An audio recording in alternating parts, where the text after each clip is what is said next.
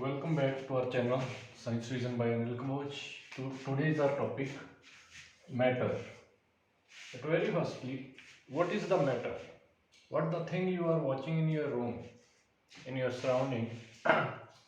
Like I have the marker here. It's something like the duster, a cup of water, and we have a board. Along the board, we have a that airports box. Many more things are there. We have a wall in the room. So all these things are the matter. Along with these visible things, some invisible things are there. That is air that is also in this room. So what the things we have noticed in this room? Air, marker,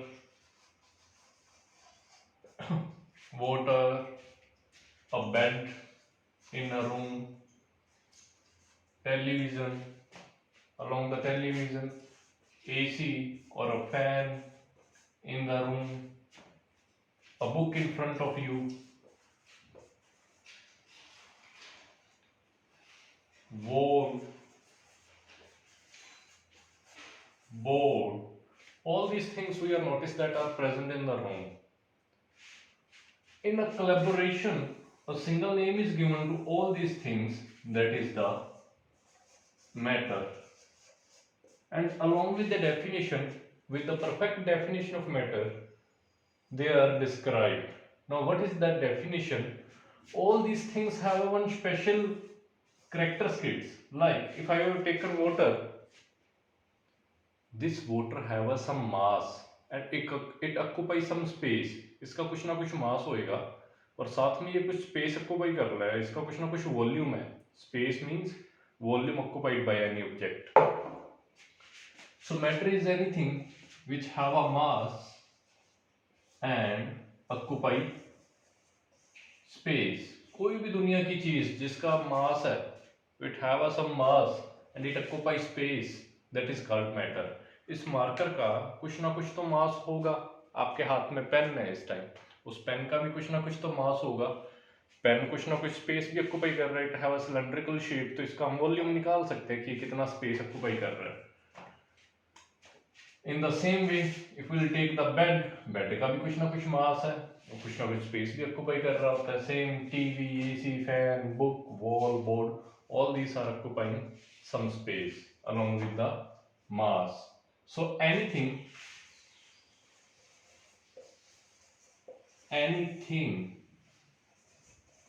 which have the mass and occupies space is called matter. For example, here some examples of matter are given. Here I would like to clarify one thing, that planets are also lie in the category of matter because they have mass, also occupy space, so they lie in the category of the matter. So our complete universe is itself a matter. वो एक तरह का matter है. But do you know how much matter is visible? Only 4.5% of universe matter is visible. Remaining 95.5% matter is dark matter. It is known from the name dark matter, which is not visible. One of the dark matter example is black hole. तो ये सारा हम physics में बाद में पढ़ेंगे. फिलहाल we are going to only visible matter, that is only 4.5% of the whole universe that we are known to us, that is known to us.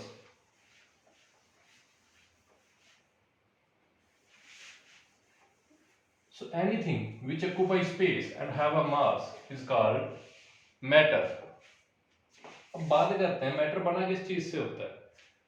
Marker लेते हैं, यही मार्कर बना किस चीज से हुआ है इसके बारे में देखेंगे। इसके बारे में देखने के लिए हम क्या करेंगे, विल जस्ट ओपन इट, इसको ओपन करने लग जाएंगे। मार्कर को ओपन करके देखेंगे तो इसका कैप अलग है, मार्कर अलग है।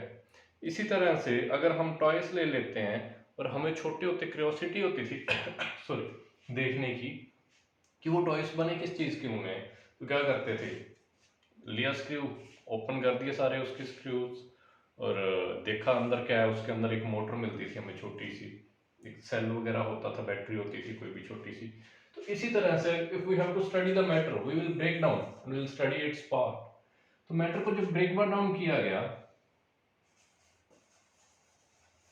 सबसे पहले मैटर है, मैटर को जब ब्रेक डाउन किया गया तो ये पता चला matter is made up of molecules. Matter किस चीज से मिलकर बना होता है, मॉलिक्यूल्स। अब मॉलिक्यूल किस चीज से मिलकर बने होते हैं, तो मॉलिक्यूल्स को जब ब्रेक करके देखा गया that is made up of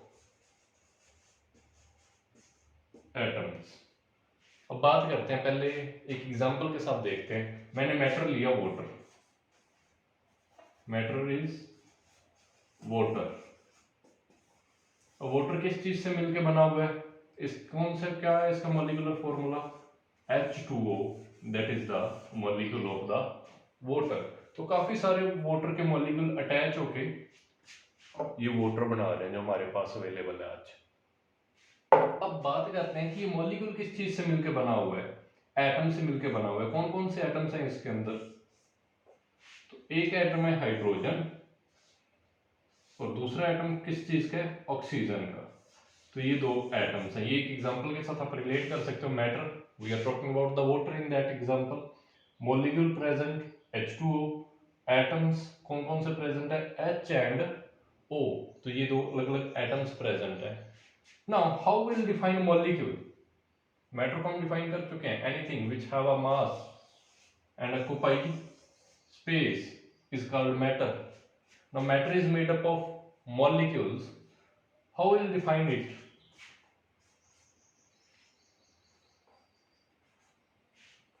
When two or more atoms of same or different elements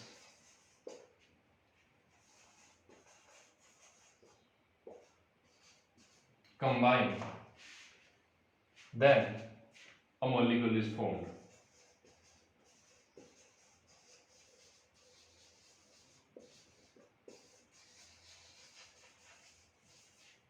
क्या कहते हैं, जब दो या दो से ज्यादा एटम्स ऑफ सेम एलिमेंट और डिफरेंट एलिमेंट्स कंबाइन, या तो दोनों ही सेम एलिमेंट्स के हों या दोनों ही डिफरेंट एलिमेंट्स के हों। जैसे कि मैं कुछ एग्जांपल देता हूं मॉलिक्यूल्स की। हाइड्रोजन के साथ हाइड्रोजन कंबाइन हो गया, it form H2, so that is a molecule of hydrogen. In the same way oxygen के साथ ऑक्सीजन कंबाइन होता है, that form O2, molecule of oxygen. In the same way तीन ऑक्सीजन कंबाइन हो जाए, ozone बन जाता है हमारे पास O3, that is also molecule, it is not a atom. इसमें तीन एटम्स कंबाइन हुए, इसमें दो एटम्स कंबाइन हुए, इसमें भी दो एटम कंबाइन हुए। तो ये हो गया when same atoms, when atoms of same element combine। तो उस टाइम कुछ ऐसे मॉलिक्यूल्स बनेंगे। अगर अलग अलग मॉलिक्यूल्स के, लेट अस से hydrochloric acid H combine with chlorine, hydrogen combine with chlorine, it form hydrochloric acid H2SO4। अब इसमें देखो कितने एटम्स हैं, कितने एलिमेंट हैं, firstly 1 2 3, more than two elements are there, so three elements are there, they combine and they form a molecule. This is also the example of the molecule. Many other molecules are there like carbon dioxide, carbon and oxygen combine to form carbon dioxide, so that is the molecule. A molecule के बारे में हमने पढ़ लिया, when two or more atoms of same or different elements combine then a molecule is formed. and that combination is a fixed ratio. They combine in the fixed ratio. इनकी जो ratio रहती है वो फिक्स्ड रहती है किसी भी फॉर्मूले में. अगर हम इसमें देख लें तो एक कार्बन है, दो ऑक्सीजन है. अगर हम वाटर वाले में देख लें तो दो हाइड्रोजन है, वन ऑक्सीजन है. तो इनकी रेशियो जो है वो फिक्स रहती है. कभी भी कोई भी फॉर्मूला हम राइट करेंगे उसमें कॉम्बिनेशन की रेशियो है जो वो फिक्स रहने वाली है. अब मॉलिक्यूल की एक बड़ी अच्छी खासियत है. वो खासियत क्या है? They can exist independently. They can exist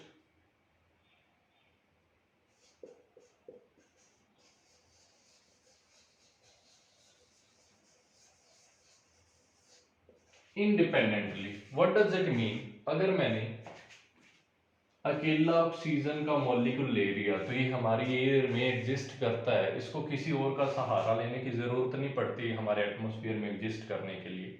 it exist itself. In the same वे हम वाटर का अगर एक सिंगल मॉलिक्यूल ले लें, ये पूरे का पूरा एक सिंगल मॉलिक्यूल बन गया. ये अकेला एग्जिस्ट करता है, स्टेबल है. ये किसी भी और चीज में ब्रेक डाउन नहीं होता. In the another way, in contradictory to this, only oxygen element की मैं बात कर रहा हूं. यहाँ पे मॉलिक्यूल है. Here it is the molecule, here it is the atom. अकेला ऑक्सीजन एटम एग्जिस्ट नहीं करता इंडिपेंडेंटली. ये अनस्टेबल होता है. तो ये क्या करता है? अपने साथ का एक और ऑक्सीजन ढूंढ लेता है क्योंकि वो भी अनस्टेबल था और मिलके क्या बना लेता है? O2. तो यहाँ पे इंडिपेंडेंटली का मतलब है वो चीज अकेली एग्जिस्ट करती है. हम मॉलिक्यूल की बात कर रहे हैं तो ये पूरा का पूरा एक मॉलिक्यूल बन रहा है. ये अकेला एग्जिस्ट करता है हमारे एनवायरनमेंट में. इन the same way another example of water molecule, it also exist independently. यहाँ पे हमने जितने भी मॉलिक्यूल्स की एग्जांपल लिए हैं दे एग्जिस्ट इंडिपेंडेंटली. इंडिपेंडेंटली मतलब ये पूरे का पूरा मॉलिक्यूल अकेला एग्जिस्ट कर सकता है. इसको किसी और का सहारा लेने की जरूरत नहीं है. तो ये था हमारा मॉलिक्यूल के बारे में. इसी के साथ हम करते हैं नेक्स्ट एटम्स के बारे में.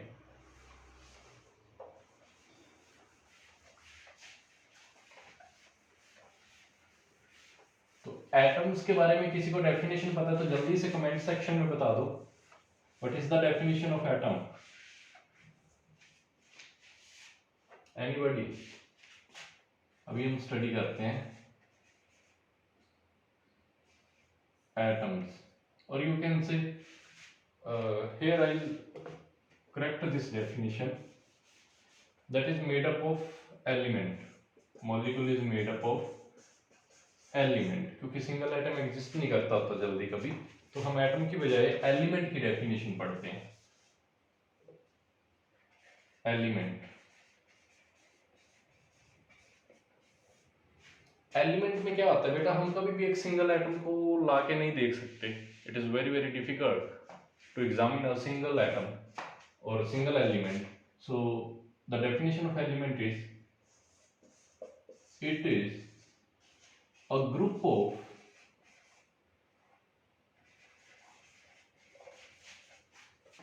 atoms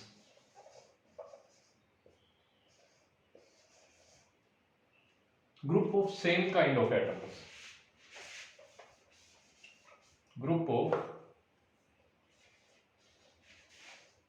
same kind of atoms having same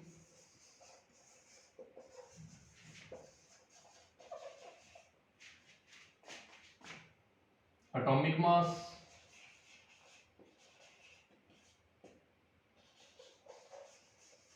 and same chemical properties.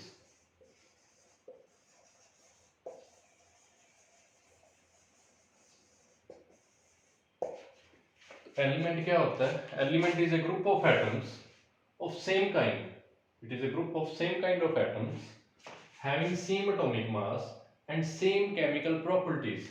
For example, if I have taken hydrogen, तो इसका एटॉमिक मास होता है एटॉमिक नंबर 1. नीचे वाला एटॉमिक नंबर होता है, ऊपर वाला इसके एटॉमिक मास होता है. तो इसका एटॉमिक मास है 1 और इसके पास कितने इलेक्ट्रॉन है, 1 इलेक्ट्रॉन है। Atomic number will tell us about the number of electron. मैं यहाँ पे मेंशन कर देता हूँ, नीचे हमेशा क्या आएगा, एटॉमिक नंबर, ऊपर वाला क्या डोनेट करेगा, उसी एटम का mass, that is called atomic mass. इसी तरह एक अनदर हाइड्रोजन एटम लिया, it also have same atomic number and same atomic mass, all these have the same. तो ये एक ग्रुप ऑफ एटम्स बन गया। इसी ग्रुप ऑफ एटम्स को, a group of same kind of atoms having same atomic mass and same chemical properties is called element. So that is called, that is the definition of the element. Any another example that we'll see there?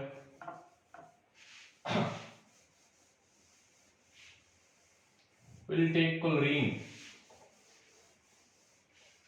Now we'll discuss about the chlorine. So chlorine, whose atomic number is 17, mass number is 35. वैसे 35 होता है, 37 भी होता है। सो अगर मैं सारे 35 वाले इकट्ठे कर लूं तो ये मेरे पास ग्रुप ऑफ एलिमेंट्स बन गया। So that is the chlorine. अब बच्चे कहेंगे सर मॉलिक्यूल और एलिमेंट में डिफरेंस क्या है? बेटा मॉलिक्यूल में क्या है, व्हेन टू और मोर एटम्स, यहां पे लिख लो कंबाइन, लिखा ही हुआ ऑलरेडी, कंबाइन, व्हेन टू और मोर एटम्स, सेम और different elements combine in fixed ratio, यहां पे एक वर्ड ऐड कर लो, इन फिक्स्ड रेशियो। वहां पे फिक्स्ड रेशियो में कंबाइन करते थे, ये कंबाइन हो रहे थे 1:1 में, 1:1 में। इसमें क्या था, 1:1:1। In the same way HCl, they combine in 1:1, एक ही H एक ही Cl है। In water 2:1, in carbon dioxide 1:2। ये हमेशा फिक्स रहेगा। आप जब भी कार्बन डाइऑक्साइड का मॉलिक्यूल उठाओगे, एक कार्बन के साथ 2 ही ऑक्सीजन आएंगे, तो ये हमेशा फिक्स रहने वाला है। बट इन एलिमेंट, ये एक सिंगल एलिमेंट है, पर मैंने क्योंकि कहा एक सिंगल एलिमेंट को एग्जामिन करना बहुत ही मुश्किल है, माइक्रोस्कोपिक लेवल तक जाना पड़ता है, तो एक सिंगल के बजाय हमने क्या ले लिया, ग्रुप ऑफ एलिमेंट। अब ये ग्रुप ऑफ एलिमेंट है, पर ये आपस में कंबाइन है नहीं है, इसके बारे में हमें कोई लेना देना नहीं है। ये आपस में कंबाइन नहीं है, हम यही मान के चल रहे हैं। So it is only group of element, but they are not chemically attracting with each other. So it is only group of elements having same atomic mass and same chemical property is called element. तो group of same kind of atoms को हम बोल देते हैं elements, और जब वो fixed ratio में combine हो जाते हैं तो उसको बोल देते हैं हम लोग molecule। अब इसमें क्या था, molecule can exist independently, तो ये लाइन अगर हम यहाँ पे ऐड करें, atom may or may not exist independently।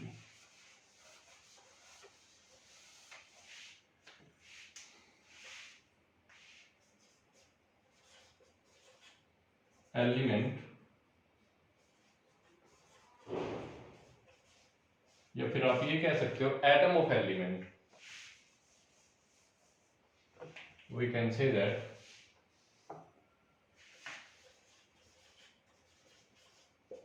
Atoms of element may or may not exist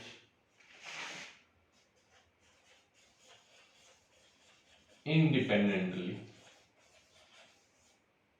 में अकेला रह भी सकता है, अकेला नहीं भी रह सकता हमारे एनवायरनमेंट में। जैसे कि मैं कुछ एग्जांपल देता हूँ, H कभी भी अकेला नहीं रहता, मैंने यहाँ पे अभी एग्जांपल दी थी, H always exist in H2, तो ये अकेला नहीं रहता, ये मे नोट वाली कैटेगरी में आ रहा है। क्लोरीन है, ये भी कभी अकेला नहीं रहता, it always exist in Cl2 form, तो ये भी मे नॉट एग्जिस्ट इंडिपेंडेंटली। बट अगर हम सोडियम की एग्जांपल ले रहे हैं, एल्यूमिनियम फॉइल आप घर पे यूज करते हो खाना पैक करने के लिए, ये अकेला एग्जिस्ट कर सकता है। सोडियम भी अकेला एग्जिस्ट कर जाता है इन्वायरमेंट में। इन द सेम वे मैग्नीशियम भी हमारे इन्वायरमेंट में अकेला एग्जिस्ट कर जाता है, काफी हद तक स्टेबल है। तो ये अकेले एग्जिस्ट कर भी सकते हैं, अकेले एग्जिस्ट नहीं भी कर सकते।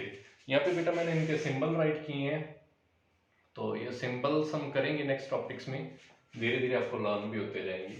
तो एलिमेंट और मॉलिक्यूल में डिफरेंस क्या था? इसमें एक तो फिक्स रेशियो में कंबाइन होते हैं एटम्स, इसमें ग्रुप ऑफ एटम्स है, कंबाइन नहीं है, it is only group of atoms. आप ऐसे मान लीजिए एक बैग लिया, उसमें काफी सारी नोटबुक्स रख दी आपने। अब नोटबुक्स रख तो दी, सारी की सारी नोटबुक्स एक जैसी थी, लेटर से कोई क्लासमेट की है, कोई अप्सरा की है, कोई किसी और कंपनी की है, तो सारी नोटबुक्स रख तो दी आपने उसके अंदर, लेकिन क्या वो नोटबुक एक दूसरे के साथ अटैच्ड है? नहीं, हमने सिर्फ उस नोटबुक्स को ग्रुप करके रखा है। तो वो एक एक नोटबुक है, जो वो एक एक एटम है इस एलिमेंट का। तो कभी भी अगर मैं यहाँ पे एक काम और कर लेते हैं साथ में, कभी भी आप लोग लैब में प्रैक्टिकल करो, आपने मान लो सोडियम एटम लिया, आपने सोडियम एटम का इतना बड़ा पीस ले लिया एक, या सोडियम एलिमेंट का इतना बड़ा पीस ले लिया, तो इसमें कितने सारे एटम्स होंगे सोडियम के?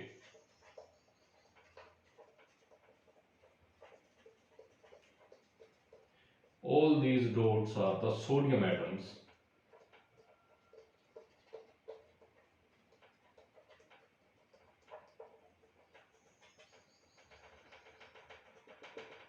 All these are the, अगर आप इस पीस को ओपन करके देखोगे तो आपको कुछ इस तरह से दिखाई देगा, and each dot is denotating the sodium atom. So same kind of atoms हैं, ये सारे के सारे सोडियम एटम्स हैं, लेकिन इनका जब ग्रुप बना लिया तो उसको हमने नाम क्या दे दिया? एलिमेंट। तो यहां पे हमारे पास दो मेन पॉइंट्स हैं जिनको स्टडी करना है हमने। अब यहां पे आप कह सकते हो atoms are the smallest particle, पहले मैं चलो दोनों लिख लेते हैं, एटम्स आर दी, इसी डेफिनेशन को मोल्ड कर रहे हैं अब, smallest particles that may or may not exist independently, whereas अब मॉलिक्यूल की बात कर लेते हैं, molecules are smallest particles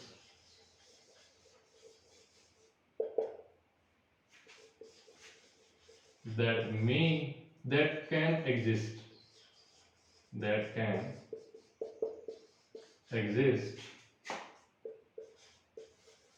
independently।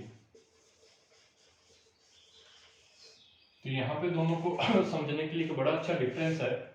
अब मॉलिक्यूल छोटा है या एलिमेंट का एटम छोटा है? यहाँ पे एलिमेंट के साथ एटम भी लिख लीजिए। एटम छोटा है या मॉलिक्यूल छोटा है? बहुत बार ये बच्चों को कंफ्यूजन रहती है कि सर दोनों में से स्मॉल कौन सा है। आपने तो दोनों के बोल दिया, these are the smallest particles, and in case of molecule you are again saying that these are the smallest particle. तो स्मॉलेस्ट पार्टिकल मॉलिक्यूल हुआ या एटम हुआ? तो यहाँ पे दोनों चीजों के लिए एक ही सॉल्यूशन है। अगर तो वो इंडिपेंडेंटली नहीं एग्जिस्ट कर रहा, कर भी रहा और नहीं भी कर रहा, तो फिर हम एटम की बात कर रहे हैं। और जो इंडिपेंडेंटली एग्जिस्ट कर जाए तब हम मॉलिक्यूल की बात कर रहे हैं। अगर तो कोई चीज इंडिपेंडेंटली एग्जिस्ट कर रही है, then we will say that it lie in the category of molecule. If it may और may not exist independently, then it will lie in the category of the atoms, or you can say element। तो matter किस चीज का बना हुआ है? पहले matter था क्या? Anything which have a mass that and occupy space is called matter. It is made up of molecules. Molecules are what? When two or more atoms of same or different elements combine in a fixed ratio, then we can say that a molecule is formed. Now, molecule is made up of two or more different atoms of, or either same atoms of elements. Element के बारे में हमने study किया, group of same kind of atoms having same atomic mass and same chemical properties. Example दे सकते हो, hydrogen, chlorine. अब आप कह रहे होगे सर ये अकेले अकेले कैसे एग्जिस्ट कर रहे हैं, तो हम इसको ऐसे नहीं राइट करेंगे, हम ऐसे लिख सकते हैं hydrogen, oxygen, sodium and so on, जितनी भी आप एग्जांपल्स देना चाहो एलिमेंट की. अब दोनों में डिफरेंस क्या था? Atoms are the smallest particle which may और may not exist independently. Molecule are also the smallest particle which can exist independently. तो दो कैटेगरीज बना दी हमने. एक तो जिसमें पार्टिकल इंडिपेंडेंटली एग्जिस्ट करता है, उनमें अगर छोटों की बात करेंगे तो वो एटम्स है. एटम्स नहीं है, मॉलिक्यूल्स है. अगर इंडिपेंडेंटली नहीं एग्जिस्ट करता, कर भी रहा है और नहीं भी कर रहा, दोनों पॉसिबिलिटीज हैं, then those are the atoms. अब बात करते हैं, वापस चलते हैं मैटर पे. अभी अपन ने देख लिया कि ये सारा का सारा मैटर किस चीज से बना हुआ है. इनके अंदर कोई ना कोई मॉलिक्यूल्स होंगे, अलग अलग मॉलिक्यूल्स के अंदर आगे कोई ना कोई एटम्स होंगे. अब वापस चलते हैं हमारे टॉपिक पे. ये सिर्फ इंट्रोडक्शन थी यहाँ तक. अब हमारे मेन टॉपिक पे चलते हैं.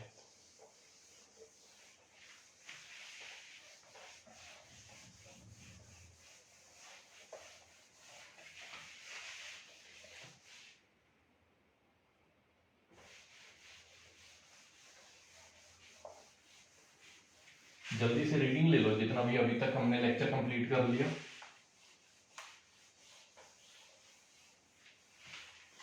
अगर किसी की कोई क्वेरी है तो कमेंट बॉक्स में अपनी क्वेरी छोड़ सकता है.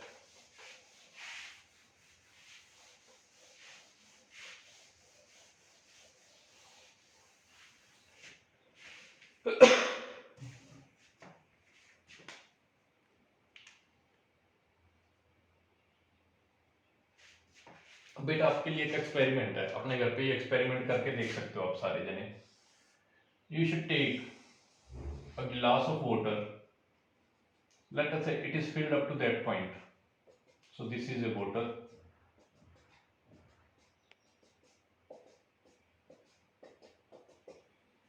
In that water, add 1 spoon of sugar. Let us say that 1 spoon of sugar is added. Now what happens when sugar is added? The level of water will increase, and the same amount of level will increase. That space occupied by the sugar will increase the level of the water.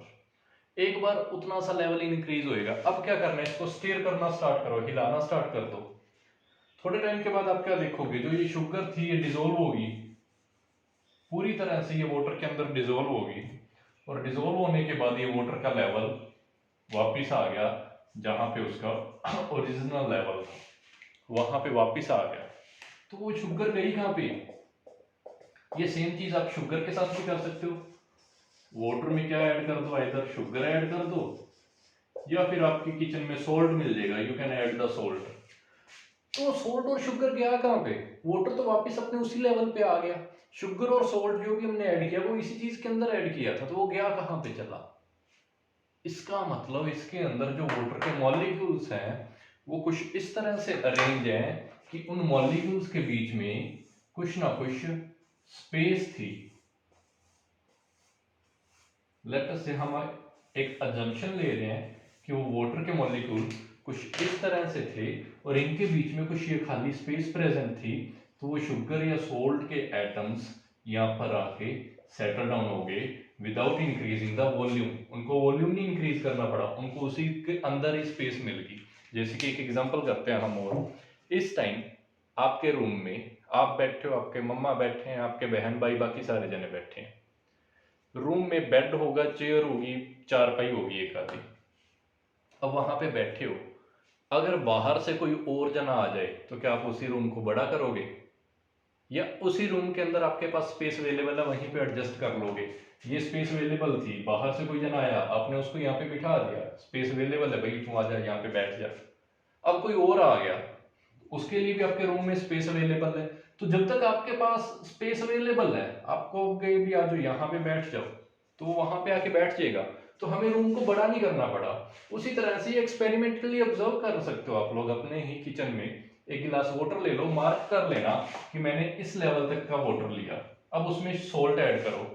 एक बार starting में थोड़ा volume rise करेगा, but जब अच्छे से mix हो जाएगा salt उसके अंदर या शुगर उसके अंदर, तब आप देखोगे कि लेवल वापस उसी जगह पे आ गया जहां पे आपने मार्क किया था। तो यहां से एक तो चीज पता चल गई कि एटम्स के बीच में स्पेस होता है।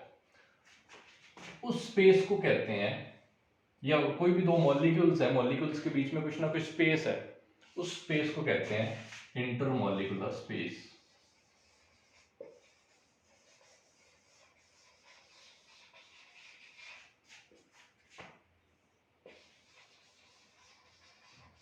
इसकी शॉर्ट फॉर्म है inter I molecular m space s. The space between the two molecules is called intermolecular space. Inter का मतलब होता है बीच में, किनके बीच में? मॉलिक्यूल्स के बीच में। क्या? Space. So we can say that space between two molecules of a matter is called intermolecular space.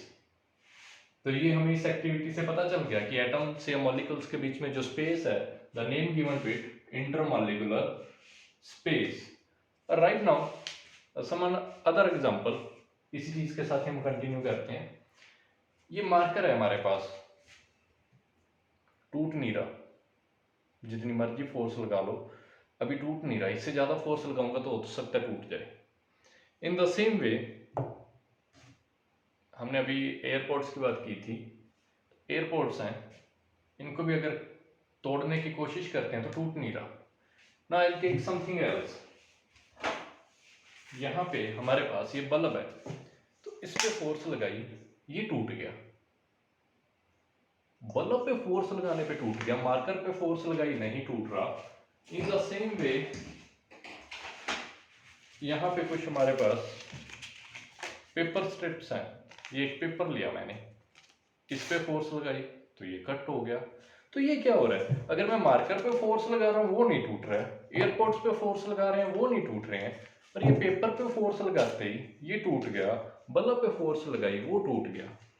तो यहां से हमें एक और चीज देखने को मिली कि ये मॉलिक्यूल्स की आपस में एक फोर्स ऑफ अट्रैक्शन भी है, एक दूसरे को खींच रहे हैं। ये मॉलिक्यूल और ये मॉलिक्यूल आपस में एक दूसरे को अट्रैक्ट कर रहे हैं, जैसे दो मैग्नेट आपस में अट्रैक्ट करती हैं। तो उस तरह से ये दो मॉलिक्यूल्स के बीच में भी एक फोर्स ऑफ अट्रैक्शन है, and that force of attraction is called intermolecular force of attraction.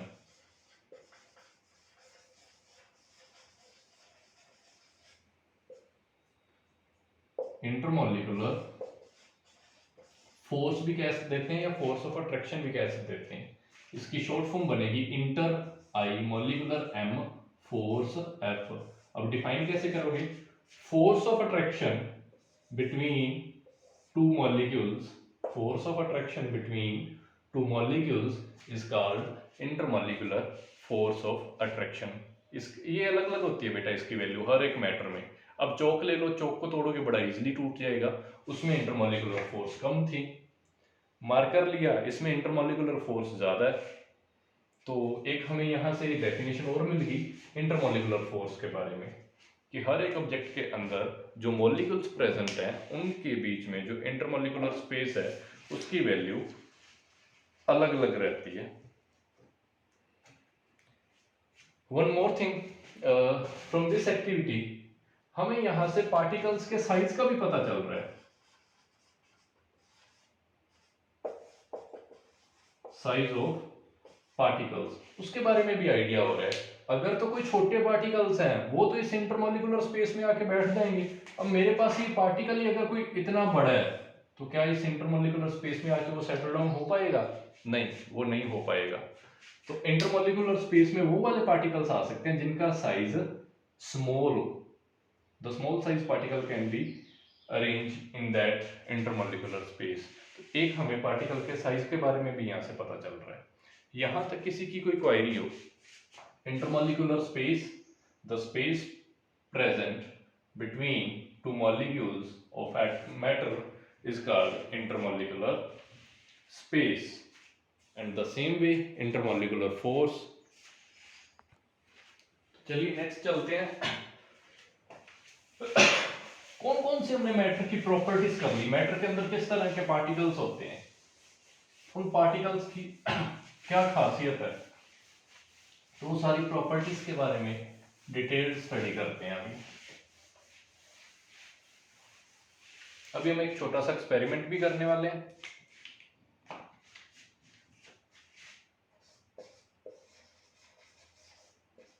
Properties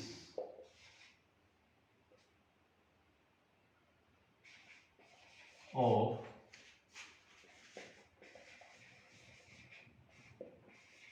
particle of matter, matter के पार्टिकल्स की क्या क्या प्रॉपर्टीज हैं। सबसे पहली प्रॉपर्टी हमने क्या की थी, matter is made up of tiny particles.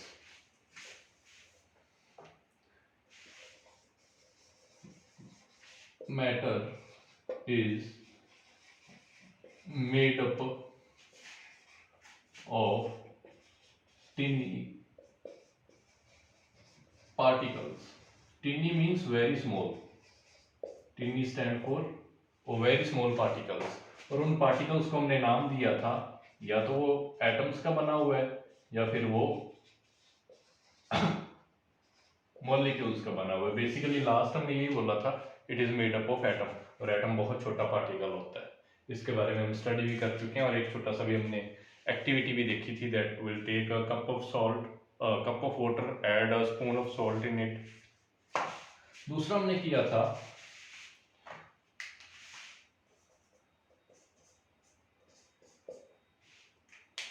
that tiny particles have some space between them, or we can say particles of matter have some space between them। तो दूसरा हमने ये स्टडी किया था, that space is known as the intermolecular space. तीसरा हमने study किया था, particles of matter are bound by a attractive force. Particles of matter are bound या bounded by N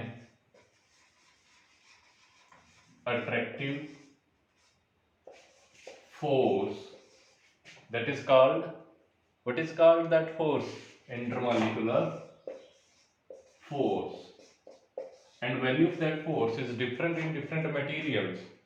Likewise in marker it is showing the maximum force of attraction.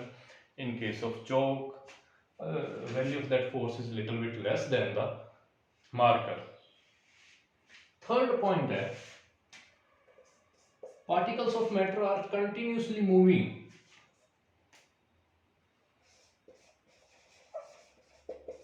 Particles of matter are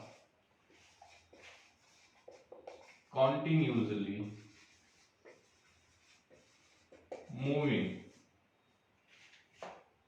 अब इस point को कैसे हम देखेंगे, हम इसी गिलास ऑफ वाटर से एक एक्सपेरिमेंट करते हैं। हमारे पास ये गिलास था वाटर का, इसके अंदर हम थोड़ा सा कलर ऐड करते हैं और देखेंगे। अब तक जो आप देख रहे हो, आपको लग रहा है कि ये वाटर के मॉलिक्यूल्स मूविंग है, मोशन में है। अब तक हमें कुछ भी नहीं पता चल रहा। जैसे इसके अंदर थोड़ा सा हम कलर ऐड करेंगे, तो मैं कलर को मिक्स नहीं करूँगा, हम अपने आप देखेंगे इसका कलर चेंज होता है या नहीं। ये मैं इसमें थोड़ा सा कलर ऐड कर रहा हूँ। यहाँ पे अब ध्यान से देखना इस चीज को। क्या आपको पार्टिकल्स का मोशन दिखाई दे रहा है? मैं कुछ भी नहीं कर रहा हूँ इसमें, अपने आप वो चीज मिक्स हो रही है, कलर धीरे धीरे अपने आप चेंज होता जा रहा है। तो जो कलर धीरे धीरे अपने आप चेंज होता जा रहा है, ध्यान से देखिए, कलर चेंज होता हुआ दिखाई दे रहा है। यहाँ से पार्टिकल्स ये बिल्कुल नीचे जाते हुए दिखाई दे रहे होंगे आपको, और उसके बाद नीचे से धीरे धीरे धीरे धीरे इसका कलर ब्लू होना स्टार्ट हो गया। तो वो धीरे धीरे ब्लू होना कैसे स्टार्ट हो गया? वो जो पार्टिकल्स हैं इस ब्लू कलर के, वो मिक्स होना स्टार्ट हो गए वाटर के अंदर। वहाँ पे जो इंटरमॉलिक्यूलर स्पेस प्रेजेंट थी, एक तो उन्होंने वो स्पेस लेनी स्टार्ट कर दी, दूसरा वाटर के मॉलिक्यूल कंटिन्यूसली एक मोशन में है, रैंडम मोशन में है, तो वो इनको अपने आप ही धीरे धीरे धीरे धीरे मिक्स करते जा रहे हैं। अभी आप देखना थोड़े टाइम तक ये कलर मिक्स हो जाएगा और ये वाटर आपको प्योरली ब्लू मिलेगा कुछ टाइम के बाद। तो इसको मैं ऐसे ही रख देता हूँ, लेक्चर के एंड में हम इसको देखेंगे कि इसका एग्जैक्टली कलर क्या हो गया। यहां से हमें एक पॉइंट के बारे में और पता चल गया, particles of matter are continuously moving, means they are in motion and they are in random motion. कोई पर्टिकुलर डायरेक्शन नहीं है, पार्टिकल किस साइड पे मूव कर रहा है, किस साइड पे नहीं कर रहा है। अब बड़े बच्चे कहेंगे सर वो तो वाटर था, वाटर में तो चलो हम मान लेते हैं पार्टिकल्स मूविंग है, कोई और एग्जांपल बताओ जिसमें पार्टिकल कंटिन्यूसली मूव कर रहे हो। तो बेटा अगर आपके किचन में इस टाइम मैगी बन रही हो और आप अपने बेडरूम में बैठे हो या स्टडी रूम में बैठे हो या लिविंग रूम में बैठे हो, तो किचन से मैगी की फ्रेगनेंस आपके रूम तक आ जाती है। कैसे आती है, कभी सोचा? एयर के जो पार्टिकल्स थे, मान लो ये किचन में थे पार्टिकल्स, यहाँ पे आपका बेडरूम है, लिविंग रूम, स्टडी रूम, तो ये पार्टिकल्स धीरे धीरे धीरे धीरे मूव होते होते आपके रूम तक पहुंच जाते हैं, तभी हमें ये फ्रेगनेंस आती है। अब मान लो बारिश आई है, किसी के घर पे हलवा बन रहा है या पकोड़े बन रहे हैं, तो उसकी फ्रेगनेंस साथ वाले घर तक भी चली जाती है। वो हम तो नहीं बेचते, एयर में जो पार्टिकल्स है, that particle carry that fragrance because particles are continuously in motion. तो वो मोशन में चलते चलते चलते चलते दूसरी जगह पे चले जाते हैं। तो इस प्रोसेस का नाम भी है एक, that process is called diffusion. ये एक डेफिनेशन और ऐड कर लो बेटा, that process is called diffusion. Even जो ये कलर हमारा मिक्स हो रहा है, ये भी एक डिफ्यूजन हो रही है एक तरह की। कैसे हो रही है उसकी डेफिनेशन हम यहाँ पे राइट कर लेते हैं पहले।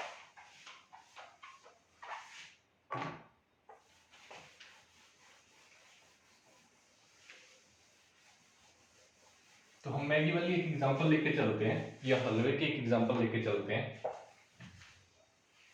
तो क्या होगा उस केस में, movement of particles from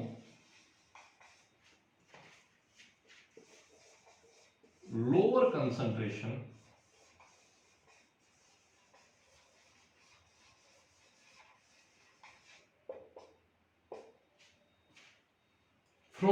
higher concentration from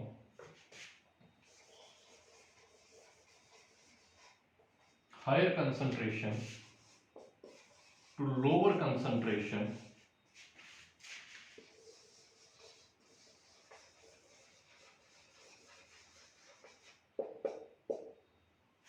is called diffusion.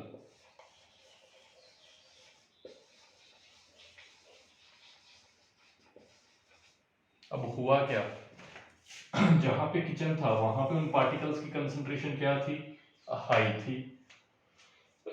Sorry, जहां पे आपका बेडरूम था या जहां पे भी आप लोग बैठे थे, जहां पे आपको मैगी की फ्रेगनेंस आ रही थी, वहां पे मैगी के पार्टिकल्स की कंसंट्रेशन कम थी, किचन में ज़्यादा थी, तो फ्रेगनेंस किचन से आपके रूम तक आ जाती है। Means movement of particles from higher concentration to lower concentration is called diffusion. Same incense sticks जो धूप अगरबत्ती करते हैं मंदिर में, गुरुद्वारा साहिब में, किसी भी रिलीजियस प्लेस पे, तो क्या होता है कि उसकी फ्रेगनेंस हमारे तक आ रही होती है। क्यों? क्योंकि जहाँ पे वो इमेंस स्टिक लगाई हुई है, अगरबत्ती लगाई हुई है, वहाँ पे तो कंसंट्रेशन है जो पार्टिकल्स की वो बहुत ज़्यादा हाई है, और जहाँ पे हम बैठे हैं वहाँ पे कम होती है, तो धीरे धीरे वो फ्रेगनेंस हमारे तक आ जाती है। That process is called diffusion. इस प्रोसेस को क्या कहते हैं हम लोग, डिफ्यूजन कहते हैं। तो यहाँ तक अगर किसी भी बच्चे की कोई भी क्वेरी है, आप कमेंट बॉक्स में अपनी क्वेरी छोड़ सकते हो, so that will move to the next topic. तो हमारा नेक्स्ट टॉपिक रहने वाला है टाइप्स ऑफ मैटर। उससे पहले अगर किसी की कोई भी क्वेरी है यहाँ तक, तो वो अभी अपनी क्वेरी छोड़ सकते हो। लेक्चर खत्म होने से पहले हम इस कलर को देख लेते हैं। ये वही वोटर है जिसमें हमने थोड़ा सा कलर ऐड किया था। After some time now it's completely blue, you can see. तो इसमें through the process of diffusion higher concentration से लोअर कंसंट्रेशन तक वो मूवमेंट होती रही, और पार्टिकल्स भी साथ में रैंडम मोशन में थे, तो ये पॉइंट भी साथ में चल रहा था हमारा। पानी पूरे का पूरा ब्लू हो गया। तो ये था हमारे पास हमारा आज का लेक्चर, जिसमें हमने बिल्कुल बेसिक इंट्रोडक्शन की, मैटर क्या होता है, किस चीज से मिलके बनता है मैटर, और मैटर की प्रॉपर्टीज क्या है, along with the some experiment. ये शुगर और सॉल्ट वाला एक्सपेरिमेंट जरूर करना अपने घर पे। मिलते हैं नेक्स्ट क्लास में।